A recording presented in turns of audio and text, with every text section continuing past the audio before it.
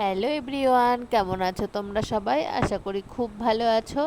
আমিও খুব ভালো আছি। আমার নতুন একটা ভ্লগে তোমাদের স্বাগত।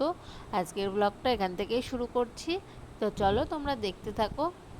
তো এই যে সকালে ঘুম থেকে উঠে ঘরগুলো ঝাড় দিয়ে নিচ্ছিলাম, আর ভাই যেখানে রেখে গেছিলো ক্যামেরার এই স্ট্যান্ডটা, তো এখানে এটা ঠিক করে আবার রেখে দিলাম, কারণ ও আর একটা নিয়ে গেছিলো আর এটা কেমন হয়ে গেছিলো, তো ঠিক করে রেখে দিলাম, ও আবার নিয়ে যাবে ওর কাজ থাকলে।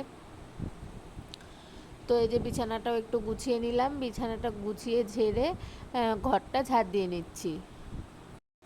তো এই যে ঘরটা ঝাড় দিয়ে নিচ্ছে, আর জানলাটা একটু ধুলো পড়ে গেছিলো, তো ওই জন্য জানলাটা ঝেড়ে নিলাম। তো ভয়েসটা একটু অন্যরকম লাগলে মানিয়ে নিও, একটু ঠান্ডা ঠান্ডা লেগে গেছে। তো তারপর এই যে ডাইনিংয়ে চলে এলাম। ডাইনিংয়ে কাজটা অনেক দিন খোলা হয়নি, বৃষ্টি হয় বলে খোলাই হয় না। তো ওখানে পাখি কিছু মানে খড় নিয়ে এসেছিলো বাসা করার জন্য, তার জন্য আরও খুলে দিলাম। আর জানলাটা বন্ধ থাকলেই পাখি মানে বাসা করার জন্য খড় নিয়ে আসে, কিছু নোংরা করে। তো সোফায় কিছু জামা কাপড় ছিল, সেই জামা কাপড়গুলো গুছিয়ে নিলাম। তারপরে এই যে ঘরটা আবার ঝাড় দিয়ে নিচ্ছি। তো ঘর তো আমার সমস্ত ঘর কমপ্লিট হয়ে গেছে ঝাড় দেওয়া। তারপরে জামা কাপড় কেচে নিয়ে যে চলে গেছিলাম ছাদে জামা কাপড়গুলো মেলে দিতে। যত তাড়াতাড়ি মেলে দেবো তো শুকিয়ে যাবে, নাহলে প্রত্যেক দিন বৃষ্টি, প্রত্যেক দিন এইভাবে বৃষ্টি হলে কি পারা যায় বন্ধুরা? জামা কাপড় তো ঠিক মতন শোকাচ্ছেই না, প্রত্যেক দিন তুলে নিয়ে গিয়ে আবার নিচে মেলে দিতে হয়। মানে এরকম জামা কাপড় যদি ঠিক মতন না শোকায় না, ভালো লাগে না। তো এই যে যাই হোক, সমস্ত জামা কাপড় আমার এই যে মেলে দেওয়া কমপ্লিট হয়ে গেছে। তারপরে নিচে চলে এসে খাওয়া দাওয়া করে যে রান্না বসিয়ে দিয়েছি। তো আজকে হবে নিরামিষ রান্না বান্না সব। তো মাকে বলেছিলাম কাঁঠালের আটি দিয়ে, পটল দিয়ে, ঝিঙে আর আলু দিয়ে একটা তরকারি হবে। তো মা সেটা কেটে রেখে দিয়েছিল আগেই। তো আমি এখানে বসিয়ে দিয়েছি রান্না। আর মা তারপরে আমাকে ভেন্ডি, পটল, আলু, উচ্ছে এসব কেটে দিয়েছে, কারণ হচ্ছে ওইগুলো কাটা হয়নি। আর এটা রান্নাটা বসাতে বসাতে একটা একটা করে কাটা হয়েও যাবে, আবার এদিকে রান্নাও হয়ে যাবে। তো ভেন্ডি আজকে সেরকম কিছু হবে না। এই যে আলু, পটল, বেগুন আটি দিয়ে একটা যে তরকারি, এটা হবে, ডাল হবে, আর ভেন্ডি ভাজা, পটল ভাজা আর আলু উচ্ছে ভাজা, ব্যাস আজকে এতটুকুই হবে। আর পরে অবশ্য মা কুমড়োর ডাঁটি কেটে দিয়েছে, কুমড়োর ডাঁটি এখান থেকে তুলে, তো ওটাও আবার হয়েছিল পরে। তো এই যে তারপরে আমি রান্না বসিয়ে এদিকে আমি বাসনগুলো মেজে নিচ্ছিলাম,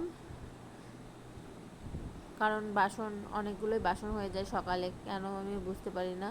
তো যাই হোক, এই যে বাসনগুলো মেজে নিচ্ছিলাম। তারপরে বাসন মাজা হয়ে গেলে ওই যে রান্নাটা করে আবার ভেন্ডিগুলো ভাজা, এই যে কমপ্লিট হয়ে গেছে, আবার ভেন্ডি প্রায় ভাজা হয়ে গেছে।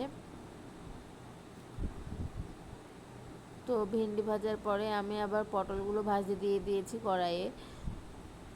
আর মা এগুলো সব কেটে দিয়ে তারপরে আবার উপরে গেছে, উপরে ধান সিদ্ধ করেছে, তো ধানগুলো বারে বারে নাড়তে হচ্ছে, তো মা উপরেই ছিল আজকে বেশি। এগুলো কেটে দিয়ে চলে গেছিলো উপরে। আবার মেঘ হচ্ছে এদিকে, মানে সমস্যা, ধান সিদ্ধ করে যদি এইভাবে মেঘ হয় মানে খুবই অসুবিধা, বারে বারে ধান সিদ্ধ মানে নাড়তে হয়, আবার হচ্ছে তোলা, এই করতে করতেই দিন ফুরিয়ে যায়। তো এই যে এদিকে মা আবার এই যে ধানগুলো গুছিয়ে নিচ্ছে মেঘ হয়েছে দেখে, কারণ খুবই মেঘ হয়েছিল। তো তারপরে এই যে আমি স্নান ধান করে নিচে চলে এসেছিলাম, আমি বাবা মা তিনজনে আজকে একসাথেই ভাত খাবো। তো ভাত বেড়ে নিচ্ছিলাম আমি, কারণ বাবা কৃষ্ণনগর থেকে আসতে আজকে লেট হয়ে গেছিলো, তো তিনজনে একসাথেই খাবো আজকে। তো তিনজনের ভাত একবারে বেড়ে নিচ্ছি। তো তারপরে আর কোনো ভিডিও করা হয়নি। এই যে সন্ধ্যার সময় চলে এসেছি একেবারে। তো রুটির ময়দাটা মেখে নিচ্ছি। তো আজকে হচ্ছে আমরা তিনজনাই রুটি খাবো, আর আমার জন্য একটা লাস্টে পরোটা করে রেখেছিলাম, তো আমি সেটাই খেয়েছি। তো এই যে রুটির ময়দাটা মাখা হয়ে গেছে, তারপরে চলে এসেছি রুটি ভাজতে, এই যে রুটিগুলো ভেজে নিচ্ছি। তো আজকের ভিডিওটা এতটাই ছিল, ভালো লাগলে লাইক, কমেন্ট অ্যান্ড শেয়ার করে দিও। চলো টাটা আজকের মতো।